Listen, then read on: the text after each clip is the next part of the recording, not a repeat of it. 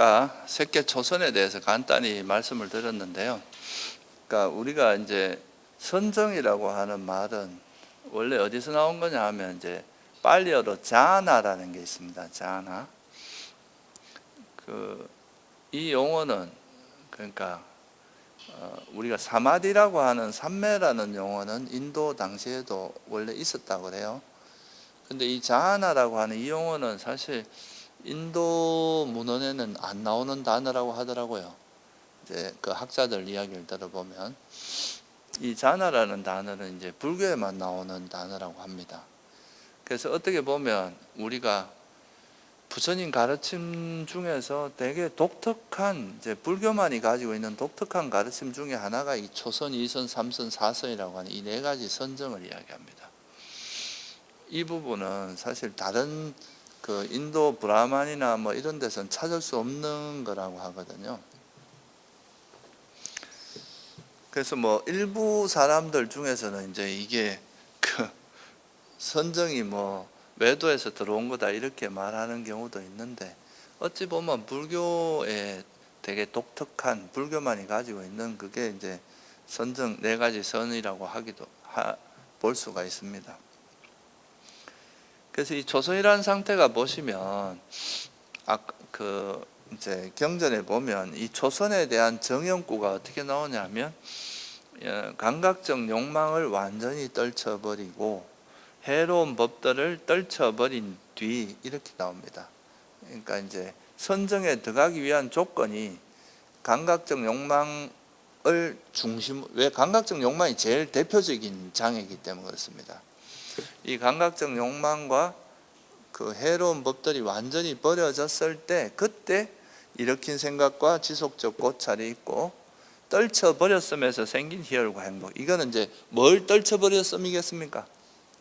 장애겠죠, 그죠? 이 장애 또는 뭐 이제 해로운 법, 번뇌라고 해도 됩니다. 이 장애를 일시적으로 떨쳐버렸음에서 생긴 희열과 행복이 있는 초선에 들어 머문다. 이게 이제 초선에 대한 경전에 나오는 정형구예요. 이거는 경전에 항상 초선을 설명할 땐 항상 이 구절로 나옵니다. 그래서 여기서 의미하는 바가 뭐냐 하면은 우리가 세속에서 살아가면서 가장 우리가 끊기 힘든 것 중에 하나가 감각적 욕망이거든요. 우리가 요즘 같은 시대는 보면은 뭐 인터넷만 들어가도 너무 즐길 게 많고 뭐 어디라도 우리가 즐길 게 널려 있는데, 이 감각적인 즐거움으로부터 벗어나서 이 감각적 즐거움을 대체할 수 있는 즐거움은 바로 이제 이 벗어남의 행복, 이거밖에 없다 이거죠. 그래서 이 벗어남의 행복은 감각적 욕망을 완전히 떨쳐버리는 거, 이게 이제 되게 중요한 조건이 되는데, 그래서 이 감각적 욕망과 그와 관련된 이제 또 그걸로 인해서 파생된 그런 해로운 법들이 완전히 떨쳐버려졌다. 그러니까 이거는 일시적으로 번뇌가 하나도 없는 마음 상태가, 우리가 보세요. 하루 종일 살면서 1시간 내내 어떤 생각도 일어나지 않고 어떤 번뇌도 일어나지 않으면서 1시간을 지낼 수 있는 때가 잘 있겠습니까? 거의 없습니다. 그러니까 그만큼 이게 이제 선정이라는 상태는 굉장히 특별한 마음 상태예요. 그래서 우리가 경전에도 보면은 이 특별한 법이라고 하는 걸 두 가지를 이야기하는데, 하나가 이제 이 선정이고요.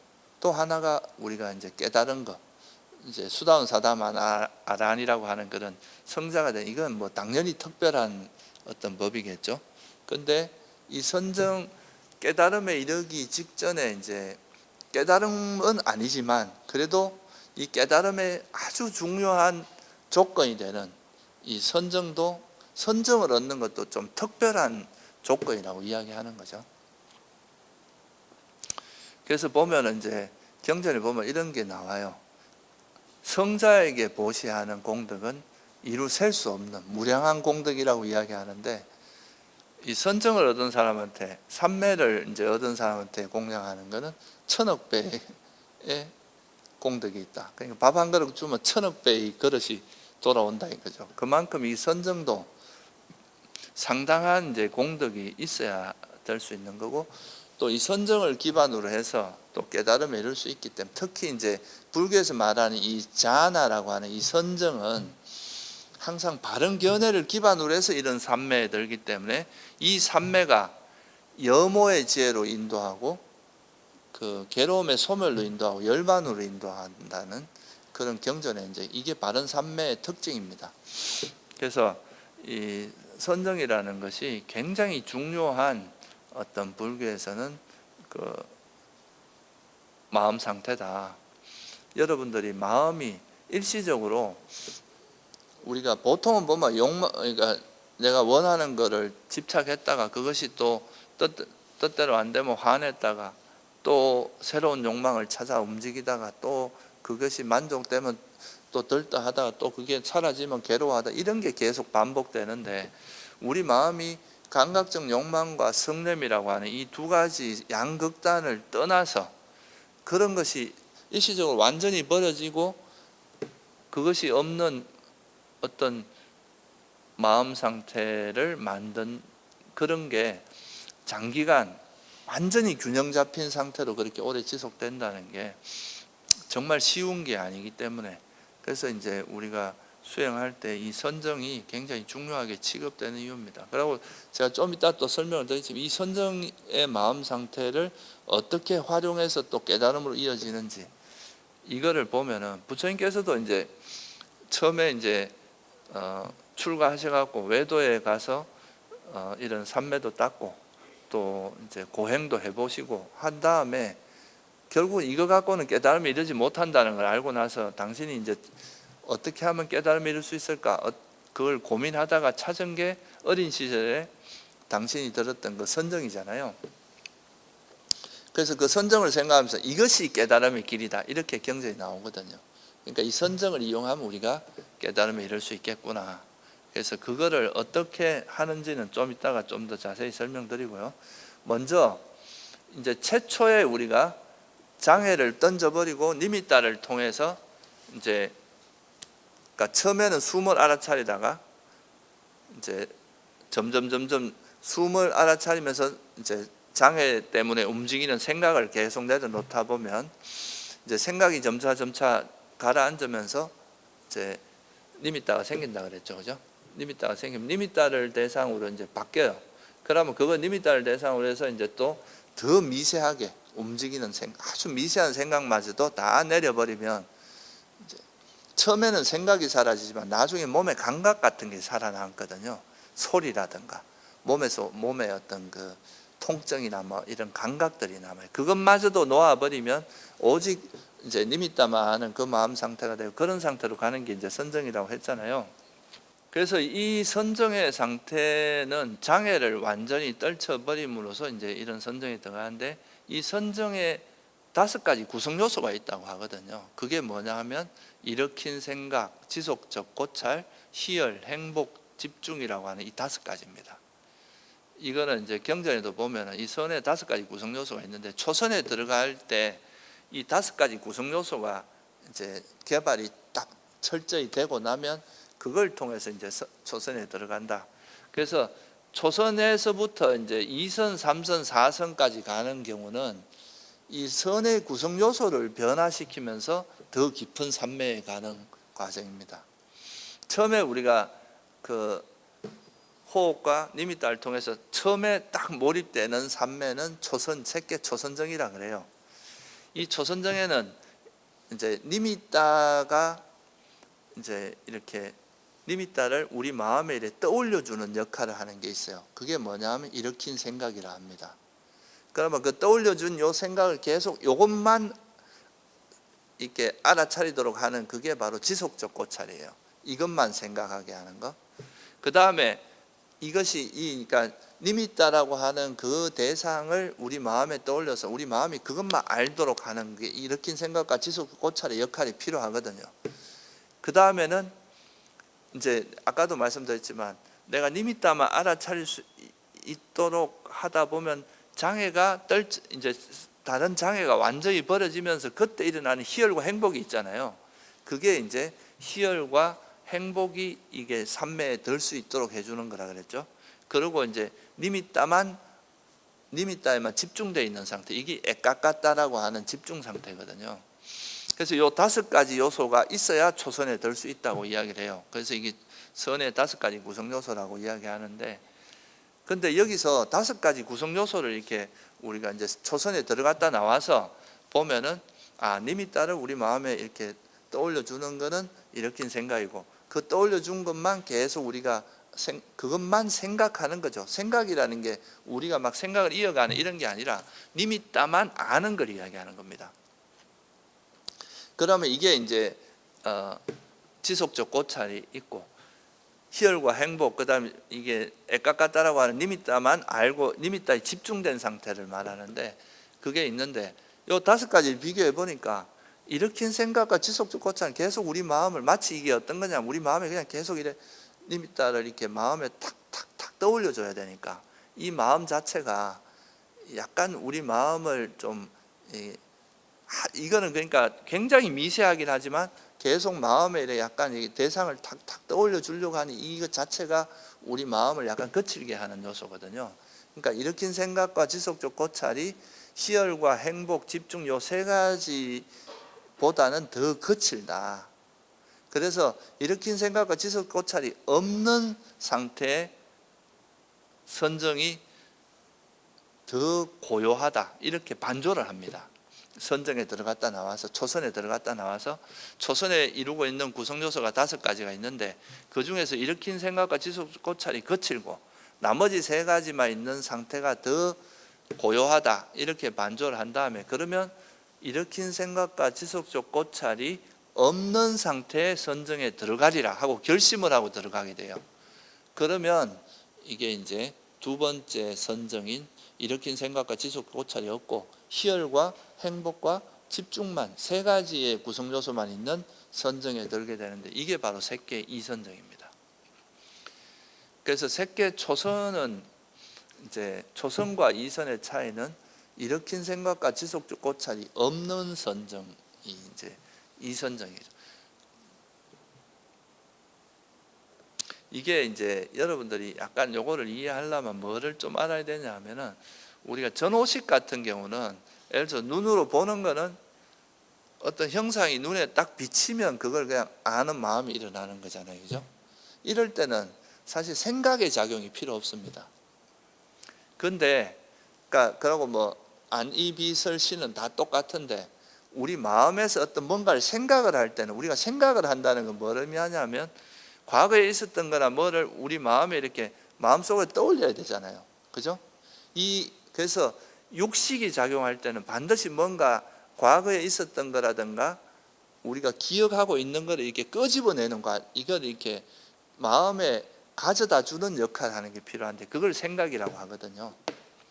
그걸 위따까 우리가 생각이라고 이야기해요. 그래서 니미따도, 이거는 니미따라고 하는 거는 이제 빛을 우리가 인식하는 거니까, 이것도 어떻게 보면 이제 개념의 형태거든요. 이름이고 이제 형상, 이걸 이렇게 우리 나름대로 이미지를 만든 거잖아요.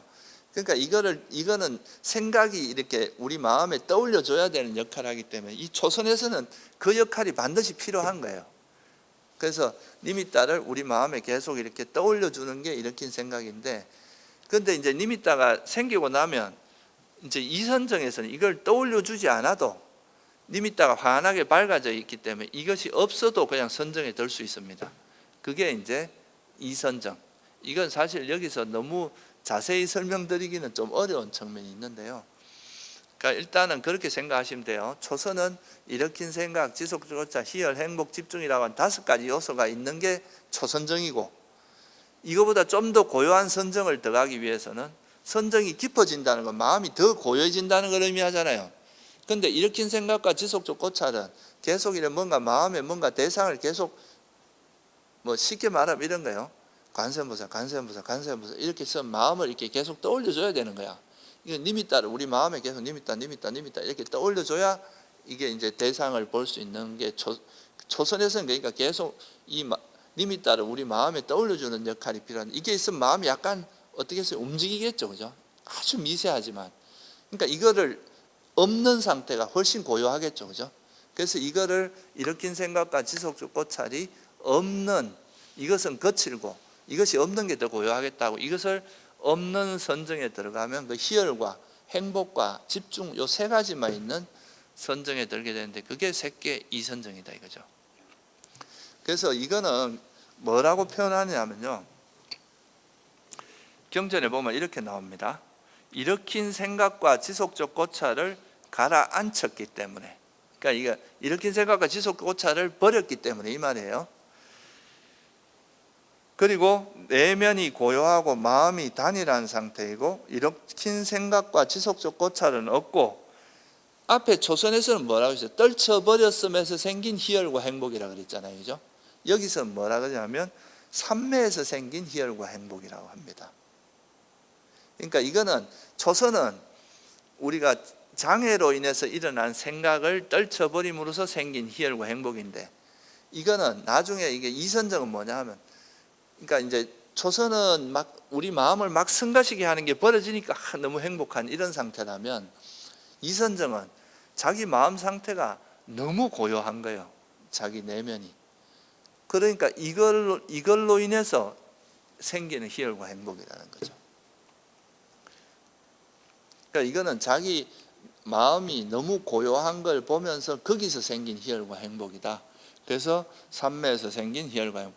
이선정의 초선에서는 일으킨 생각과 지속적 고찰이 있고 떨쳐버렸음에서 생긴 희열과 행복이 있는 초선에 들어머문다.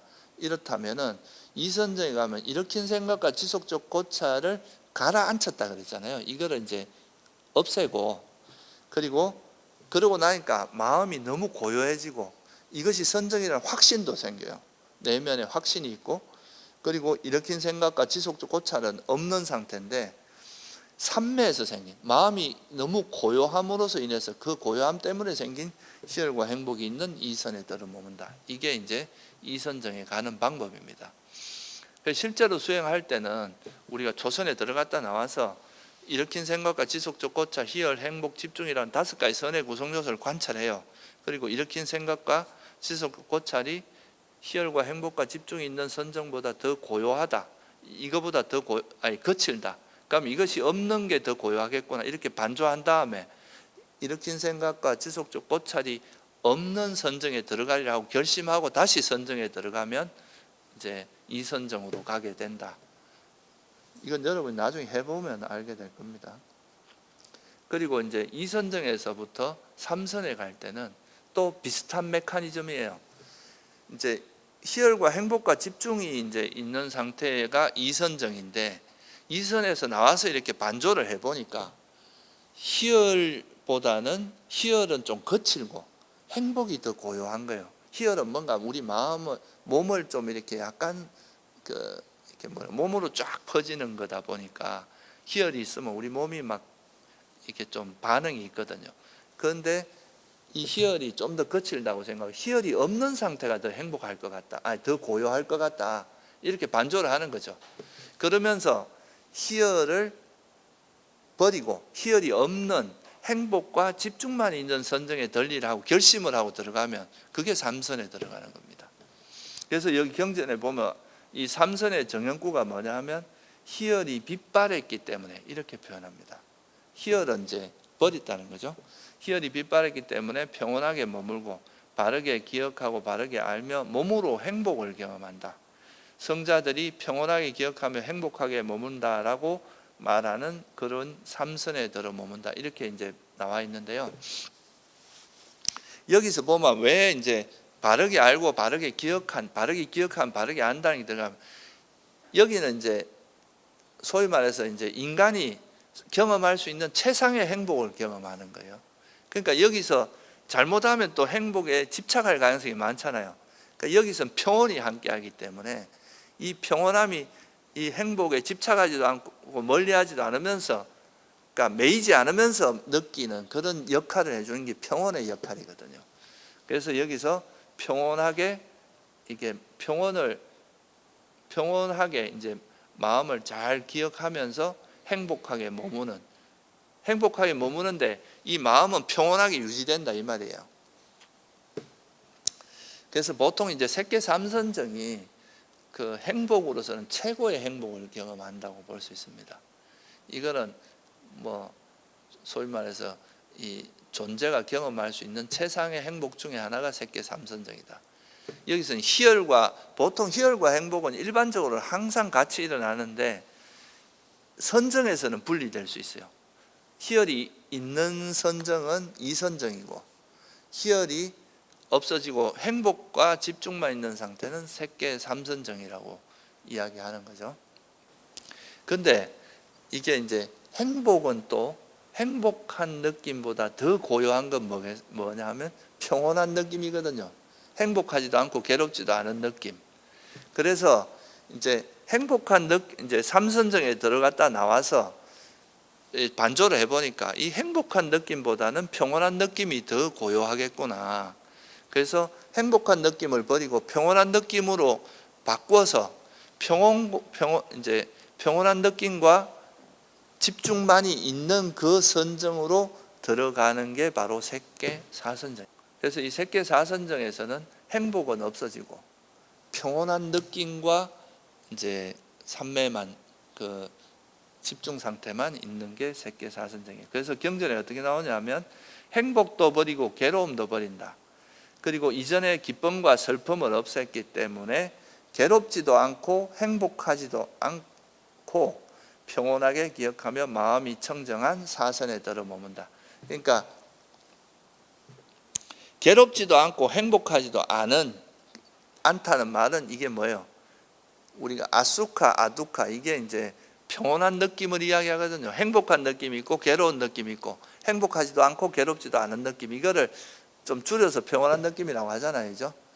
그러니까 그런 느낌을 기반으로 해서 선정에 들어간, 이게 색계 사선정입니다. 이게 이제 어떻게 보면 선정의 최고봉이에요. 최고봉. 그러니까 이제 더 이상 선의 구성 요소로, 처음에 초선은 5가지 구성 요소를 가지는데 이선은 3가지, 희열과 행복과 집중만 있고, 색계 삼선정에 가면 행복과 집중만이 2가지 구성 요소가 되고, 색계 사선정에 가면 행복 대신에 평온한 느낌으로 바꿉니다. 그래갖고 이제 사선에 드는데, 이 느낌은 모든 마음에 함께하기 때문에 이제 선의 구성 요소를 더 이상 줄일 수는 없어요. 그러니까 무색계 선정은 어떻게 하냐면, 이제 선의 구성 요소를 줄이지 못하니까 대상을 더 고요하게 만듭니다. 니미따 대신에 이제 니미따가 차지하고, 니미따를 확장한 다음에 이 니미따가 차지하는 무한한 허공으로 들어가는 게 공무변처고, 이 공무변처가 대상으로 해서 선정에 들어간 그 선정의 마음을 대상으로 한 게, 공무변처의 그 선정의 마음 상태를 대상으로 하면 식무변처가 돼요. 또 식무변처는 공무변처의, 그러니까 이 마음, 그 선정의 마음이 없는 상태, 그걸 무소유라고 하거든요. 그 상태를 또 대상으로 하면 무소유처가 되고, 이 무소유처의 선정의 마음을 대상으로 선정에 들면 그게 비상 비비상처라는 선정이 되는데, 이거는 뭐 굳이 여기서 설명할 건 아니고요. 그래서 선의 구성 요소로 보면은 색계 사선정이 최고봉이다. 이제 거기서 더 이상 선정으로 갈 때는 그냥 이제 대상을 더 고요하게 하는 방향으로 흘러간다, 이렇게 정도로 이해하시면 돼요. 그래서 부처님께서도 당신이 이제 그 깨달음을 얻을 때 보면은 마지막에 색계 초선에 들고 2선, 3선, 4선까지 들어가셨죠, 그죠? 그리고 이게 색계 사선정을 기반으로 해서 이제 뭘 합니까? 처음에 숙명통을 얻으시고, 그 다음 천안통, 그 다음에 이 2가지를 기반으로 해서 누진통을 얻어서 깨달음에 이르는 이 과정을 설명하고 있잖아요, 그죠? 그래서 색계 사선정이 왜 중요하냐 하면은, 색계 사선정은 정말 이제 갈수록 이제 초선, 2선, 3선, 4선으로 갈수록 마음이 어떻게 되겠어요? 더 고요하고 더 집중된 상태가 되겠죠, 그죠? 근데 이게 더 고요해져 가는데 색계 사선정에 가면 마음이 얼마나 고요해지느냐 하면 들숨 날숨이 멈춘다고 이야기합니다. 그러니까 다른 선정에서는 숨이 고요해지긴 하는데 멈추진 않거든요. 근데 색계 사선정에서는 유일하게 들숨 날숨이 멈춘다는 거예요. 그러니까 들숨 날숨이 멈춘다는 거는 이렇게 코로 숨을 쉬는 거는 멈춰진다는 거고, 아마 피부로 호흡하고 이런 거는 가능하겠죠. 어쨌든 적어도 이제 숨이 들숨 날숨은 멈춰지는 때는 유일하게 새끼의 사선정이다. 이렇게 보시면 돼요. 그리고 이게 이제 그만큼 이제 고도로 집중된 상태이기 때문에 이 새끼의 사선정이 신통의 기반이 된다 그러죠. 초선, 2선, 3선 갖고는 이제 신통을 얻지 못하는데 새끼의 사선정을 기반으로 해서 우리가 신통을 개발할 수 있다고 합니다. 이 신통을 개발하는 방법은 또 청정도론에 보면 되게 자세하게 나와 있어요. 그런데 이거는 사실 뭐 굳이 여기서 설명할 건 아닌 것 같고요. 그러면 이제 이 새끼 초선, 2선, 3선, 4선이라고 하는 이 네 가지 선정을 우리가 팔정도에서 보면 뭐라고 합니까? 바른 삼매를 뭐라고 하냐면 이 새끼 초선, 2선, 3선, 4선을 바른 삼매라고 표현하고 있습니다. 그래서 이 바른 삼매에 들면 선정에 이제 똑같이 초선도 그렇고 2선도 그렇고 선정이 들어갔을 때는 자기가 얼마나 들어갔는지도 몰라요. 그리고 들어가는 시간도 보통은 어떻게 하느냐 하면 자기가 그 선정에 들어가 있을 때는 내가 언제 나온다는 걸 거기서 결정할 수가 없잖아요. 그죠? 그래서 보통은 선정에 들어가기 전에 이제 내가 1시간을 머물겠다, 2시간을 머물겠다 이렇게 결정을 하고 들어가면 그 시간 되면 딱 나온다고 하죠. 물론 초보자는 뭐 그렇게 안 되지만 이게 충분히 숙달이 된 사람들은 최대 일주일간 머물 수 있다고 해요. 이론 이제 경전에 보면은. 근데 뭐 실제로 그 정도 머무는 사람이 실제로는 잘 보기 힘들고 보통 이제 뭐 한 3시간 뭐 이 정도 일반적으로 3시간만 해도 상당히 뛰어난 건데 그런 거는 이제 내가 들어갈 때 앞으로 3시간 후에 깨어내려고 하고 마음의 결심을 하고 들어가면은 보통 이제 능숙해진 사람은 3시간쯤 지나면 다시 깨어날 수 있는 그런 상태라고 하죠. 근데 이제 이 선정에 그러면 이 선정이라고 하는 게 어떤 이익이 있느냐? 우리가 보세요. 선정이라는 걸 왜 닦느냐 이거하고 관계가 있겠죠. 그죠? 그러면 지금까지 수행을 하면서 이 선정에 들어오는 이 과정을 한번 보세요. 선정에 들어가기 위해서는 여러분들이 다른 대상에 관심이 있으면 선정에 들 수 있어요, 없어요? 막 내가 뭐 저것도 하고 싶고 저것도 하고 싶고 앉아있다가 온갖 생각이 움직이면 선정이 절대 들 수 없잖아요. 적어도 선정에 들어가기 위해서는 내가 세상에 대해서 관심 있는 걸 일시적으로 다 놓아버려야 되죠. 그죠?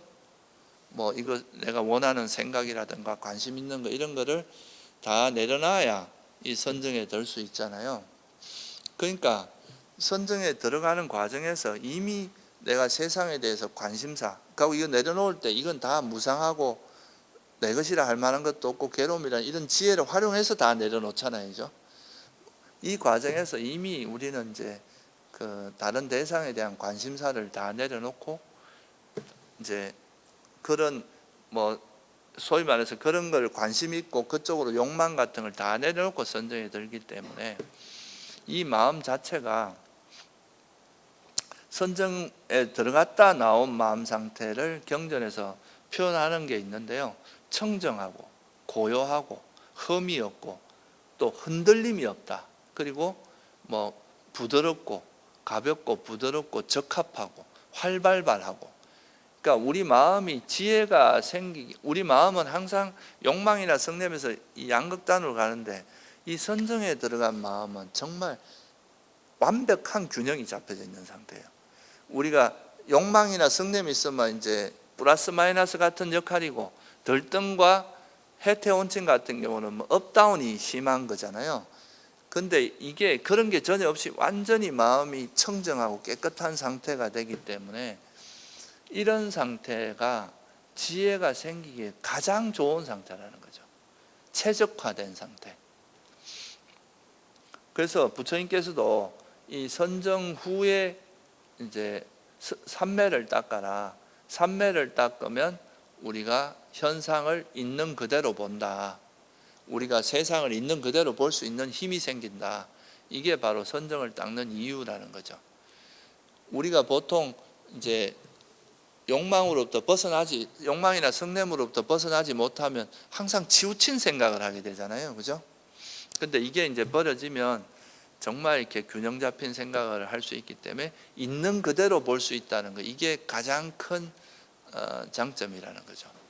그러니까 선정에 나왔다가 이렇게 선정에 들어가면은 이 1시간, 2시간, 3시간을 완전히 번뇌가 없는 상태로 있다가 나오는 거라서 그 상태로 나오고 나서 갑자기 번뇌가 일어나고 이런 일이 있을 수 없어요. 소위 말 관성이라는 게 있거든요. 마음의 관성이 있잖아요. 그러면 선정에 들어갔다 나오면 그 상태에서 꽤 오랜 시간이 정말 깨끗한 마음 상태로 가는데, 그럴 때 밥도 먹고 행동도 하고 뭘 보고 일도 하고 이래 보면 이전에와 전혀 다른, 완전히 이건 뭔가 마음이 이렇게 완전히 평온한 상태에서 뭔가 하는 것을 그때 경험하게 되거든요. 그러니까 이거는 이제 이전에 보는 것과 전혀 다른 어떤 치우침도 없이 그 현상을 볼 수 있는 그런 힘이 생겨요. 이게 이제 선정이 가지고 있는 굉장히 파워풀한 그거고, 또 하나는 이게 이제 아까도 말씀드렸지만 선정에 들어가는 과정에서 이미 지혜를 활용해서 다른 이 선정에 들어가기 위해 다른 건 다 내려놨잖아요, 그죠? 그러면 선정에 들었을 때 남아 있는 건 뭐예요? 선정에 들었을 때의 마음과 내 몸과 마음, 이게 내가 나라고 생각할 수 있는 유일한 후보잖아요. 그러니까 어떻게 보면 우리가 마음이 너무 복잡하면은 그거를 이렇게 이거를 오온으로 관찰하기가 쉽지 않은데, 우리가 잡다한 생각들을 다 내려놓고 선정에 딱 들어가면 난지 님이 따라 아는 마음, 님이 따라 이걸 아는 마음, 그리고 이 마음이 선정의 마음이 의지하고 있는 이 몸밖에 없잖아요. 내가 나라고 생각할 수 있는 거는, 내가 나라고 할 수 있는 거는 이 선정에 든 마음과 이 마음이 의지하고 있는 이 몸밖에 없잖아요, 그죠? 그러면 선정에 들었을 때 내 몸도 형성된 거라는 거, 그리고 선정에 들었을 때 내 느낌이 있을 거 아니에요, 그죠? 그 주로 행복한 느낌이겠죠. 그런 행복한 느낌도 그러니까 들어갔다 나올 때 이게 바뀌니까 이것도 일어났다가 이제 사라지는, 형성된 거라는 걸 알 수 있고, 또 그때 니미따를 이제 대상으로 했다, 이게 나올 때 다른 데 이제 나왔다는 건 니미따 외에 다른 대상을 봤다는 거니까 이것도 형성된 거고, 그 다음에 그 니미따 그걸 아는 내 마음 상태, 지혜, 이런 것도 형성. 그래서 경전에 보면 어떻게 나오냐 하면은 선정에 들어갔다가 나왔을 때 이제 그 선정에 들었을 때의 그 마음에서 선정 상태에서 일어난 내 몸이라든가 느낌이나 인식, 그리고 그때 그 니미따를 이렇게 아는 지혜라든가 이런 건 형성무득 행원에 들어가잖아요. 그리고 니미따를 아는 거는 시곤입니다. 의식이죠. 그 선정에 들었을 때의 몸과 느낌과 인식과 형성과 의식이 이건 다 형성되어 있기 때문에 그것도 무상하고 괴로움이고 병이고 종기, 화살, 재산, 질병, 남이라고 부서지기 마련인 것이라고 공이라고 바르게 관찰한다.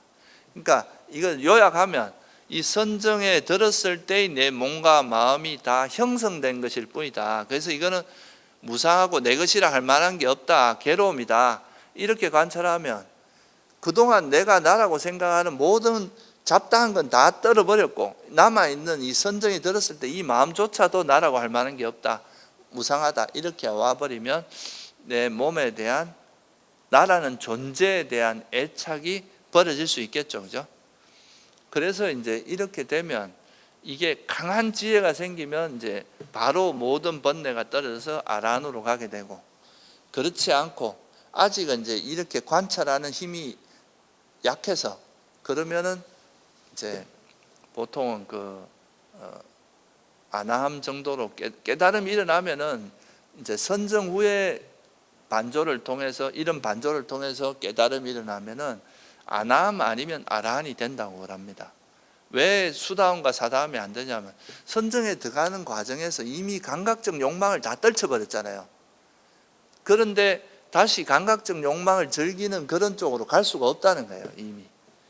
그래서 보통 선정을 기반으로 해서 깨달음이 일어났을 때는 경전에 보면 아나함 아니면 아라한으로 보통 언급이 되어 있습니다. 그래서 이게 어떻게 보면 이제 우리가 선정을 닦는 가장 큰 목적이에요. 그러니까 선정을 기반으로 해서 우리 마음이 그냥 이렇게 잠깐 우리가 짧게 삼매던 정도가 아니라 굉장히 오랜 시간 이렇게 되면 우리 마음이 너무 깨끗하고 청정한 상태가 되기 때문에 또 이 선정에 들어갈 정도면은 마음이 힘도 엄청 파워풀하거든요. 그러니까 이럴 때 어떤 통찰력은 그러니까 그냥 우리가 일반적으로 일어날 때 통찰력과는 비교가 안 될 정도로 강력한 지혜가 일어난다는 거죠. 아주 극적인 지혜가. 그래서 선정 후에 이런 반조를 통해서 깨달음에 이르는 이게 사실은 최고의 윗바사나라 할 수 있어요. 부처님께서 그렇게 하셨잖아요. 그죠? 선정을 색계 사선정을 얻은 다음에 숙명통을 얻은 이 숙명통은 과거에 내가 이 생뿐만 아니라 과거 생에도 항상 오온으로 살아왔다는 것을 관찰하는 지혜입니다. 그리고 이제 천안통은 그 오온이 어떤 조건에서 일어나고 어떤 업에서 어떻게 태어나고 이 오온이 또 어떻게 업에서 어떻게 태어나고 이걸 본 거거든요. 이건 일종의 연기를 본 거나 같아요. 그리고 나서 이제 이 지혜를 활용해서 번뇌를 소멸하는, 그러니까 사성제, 괴로움의 진리, 괴로움이 일어나면 괴로움 소멸 인도한 사성제를 깨달으면서 번뇌를 소멸해서 누진통을 얻는 이 과정을 설명하고 있잖아요. 그러니까 부처님께서도 이제 선정을 통해서 일단 잡다한 번뇌들, 잡다한 생각들이나 이런 걸 다 털어버린 다음에 요 딱 선정의 마음을 이용해서 그걸 통해서 선정을 이루고 있는 이 오온조차도 무상고무아임을 보게 함으로써 이제 깨달음을 이루게 하는 이런 패턴으로 이제 당신도 깨달음을 얻으신 거고, 우리가 경전을 보시면 그 부처님에 대해서 언급할 때는 항상 이렇게 언급되어 있습니다. 그 이제 사선을 얻고 그 사선을 통해서 깨달음에 이르는, 이게 이제 우리가 선정을 닦는 가장 큰 이익이고 가장 큰 목적이다 이렇게 볼 수 있고, 두 번째 이익은 이제 뭐 선정을 통해서 우리가 선정에 들어갔다 나오면 그 너무 행복하게 머물다 나오니까 우리 마음이 너무나 우리가 보통 여러분들이 힘들고 그러면 뭐 그 감각적인 즐거움을 통해서 행복을 찾잖아요, 그죠? 근데 이 선정을 얻은 사람은 이제 정신적으로나 육체 이렇게 피로할 때 선정에 들어갔다 나오면 완전 리프레시가 되는 거죠. 이거는 그러니까 어떤 세속적인 그런 것과는 비교가 안 되는 그런 이제 행복으로 이제 리프레시가 되는, 이게 이제 어떻게 보면 또 큰 이익입니다. 우리가 아무래도 세속을 살다 보면 정신적으로나 뭐 스트레스나 이런 게 좀 쌓일 수 있잖아요. 아란이 아닌 이상. 그러면 그런 피로에서 쉴 수 있는 가장 좋은 방법이 선정이라는 거죠. 그래서 부처님께서도 힘들고 이러실 때 이제 선정에서 쉬는 이런 이야기가 자주 나오거든요. 그래서 이게 이제 지금 여기서 행복하게 머문다는 거, 이게 이제 가장 또 두 번째 이익입니다. 그리고 또 아까 말씀드린 이 선정을 기반으로 해서 신통을 개발할 수 있다는 거. 특히 최고의 신통이 뭡니까? 누진통을 개발할 수 있다는 거. 이게 이제 번뇌를 소멸하는 신통. 그 다음에 이제 이 선정을 얻었는데 깨달음에 이르지 못했다. 그러면은 또 어디에 태어날 수 있는 조건이 됩니까? 색계 선정을 얻었으면 색계에 태어날 수 있는 조건이 되고, 무색계 선정을 얻었으면 무색계에 태어날 수 있는 조건이 된다. 그러니까 여러분이 이제 선정을 얻은 다음 죽을 때 선정이 들어서 죽으면 그 세상에 태어난다고 합니다. 그러니까 이게 이제 선정을 얻지 못한 사람은 절대 욕계를 벗어나지 못해요. 그렇지만 색계 선정이나 무색계 선정을 얻은 사람은 죽을 때 그 선정이 들어서 죽으면 색계나 무색계에 태어날 수 있다는 거죠. 근데 뭐 우리가 그 색계에 태어나든 무색계에 태어나든 이건 또 여전히 윤회의 범주에 있기 때문에 이제 가장 최고의 이익은 이 선정을 기반으로 해서 누진통을 얻는 것, 번뇌를 소멸하는 누진통을 얻는 것.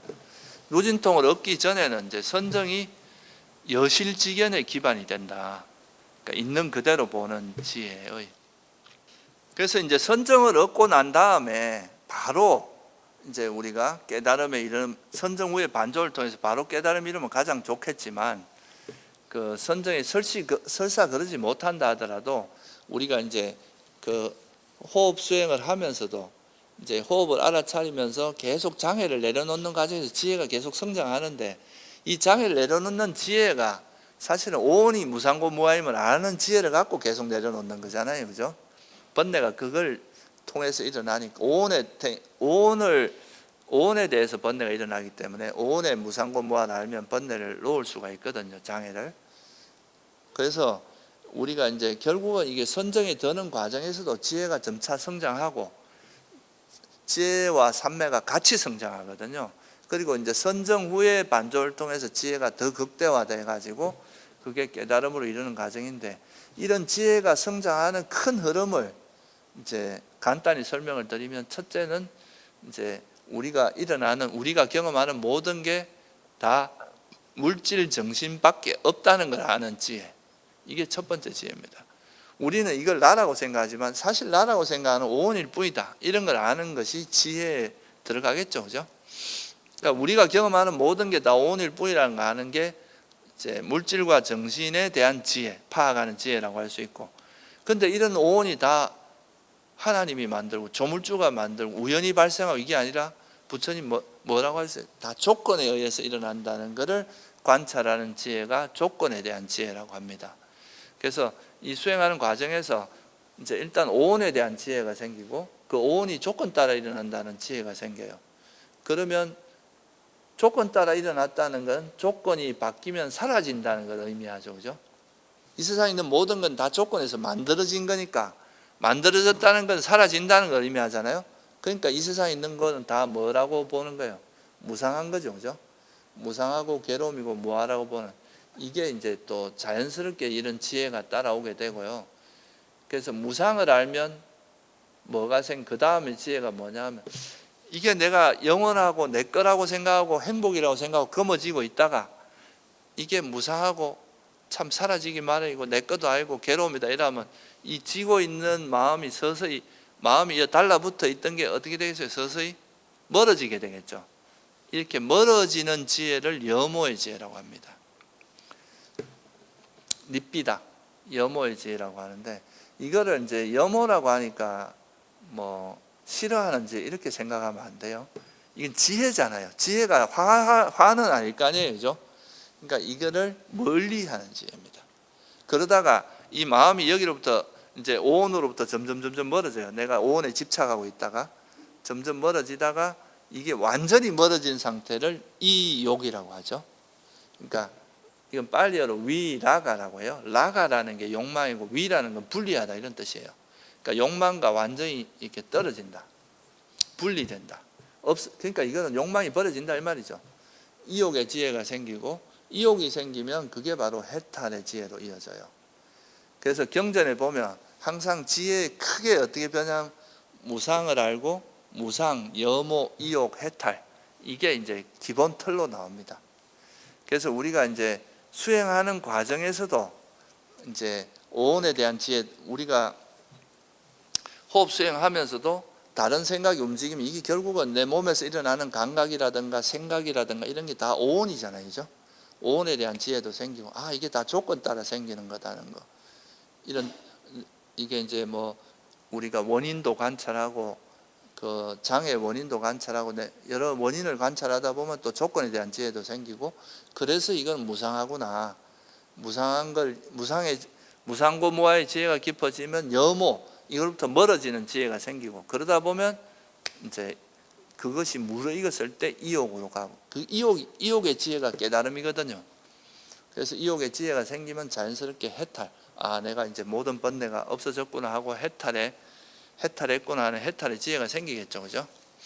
이게 이제 그 지혜가 성장하는 과정이고, 여러분들이 이제 선정을 닦는 과정에서 이런 지혜가 점차 성숙하고, 이 선정을 기반으로 해서 이제 반조를 해서 깨달음의 지혜가 생기면, 이 선정을 드는 과정에서 이미 여모의 지혜가 여모의 지혜가 선정에 드는데 굉장히 좋은 역할을 합니다. 왜 그렇겠어요? 내가 오온에 대한 관심이 없어지고 마음이 멀어졌을 때 놓기가 쉬울 거 아니에요, 그죠? 그러니까 이제 그런 지혜가 생기면 이제 다른 거에 관심이 멀어지고 오직 숨만 알아차리면 이게 쉬워지는 거죠. 그 다음에 이제 이 선정의 지혜를 선정에 들어갔다가 이 선정을 바탕으로 해서 반조를 하다 보면 내가 마지막으로 쥐고 있던 나라고 하는 존재에 대한 가래를 놓아버리고 또 감각적 욕망에 대한 이런 걸 놓아버리게 되면 그게 이욕의 지혜로 이어져서 이제 깨달음으로 이어간다. 뭐 이게 이제 부처님께서 말씀하신 큰 그림이라고 볼 수 있습니다.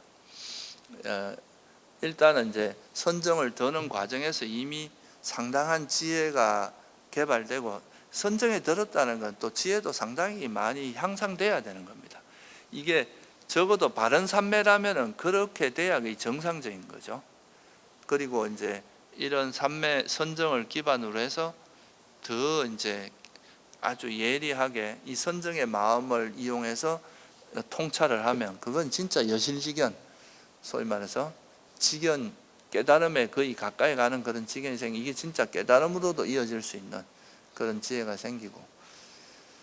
그래서 지금까지 말씀드린 게 이제 우리가 대부분 보면은 팔정도를 기반으로 해서 이제 중도 수행이 뭔가를 지금까지 설명을 드렸는데요.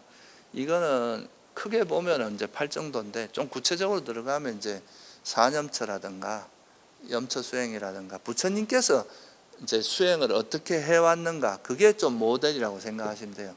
부처님께서 하신 방법이 경전에 보면 항상 이제 법을 듣고 신심을 일으켜서 뭐 감각기능을 계를 잘 지키고 감각기능 단속하고 그리고 이제 일상 속에서 알아차림을 실천해서 오장해 버리고 선정에 들고 그 선정을 통해서 이제 여실직연을 개발해서 깨달음에 이르는 이 과정은 거의 공통적으로 나오는 과정이거든요.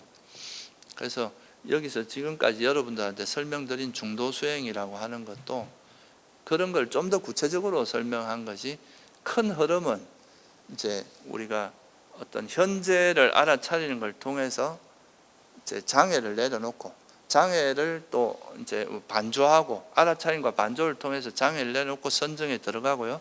이 선정을 통해서 다시 선정을 기반으로 반조를 하게 되면 이게 최고의 반조거든요. 이게 최상의 반조.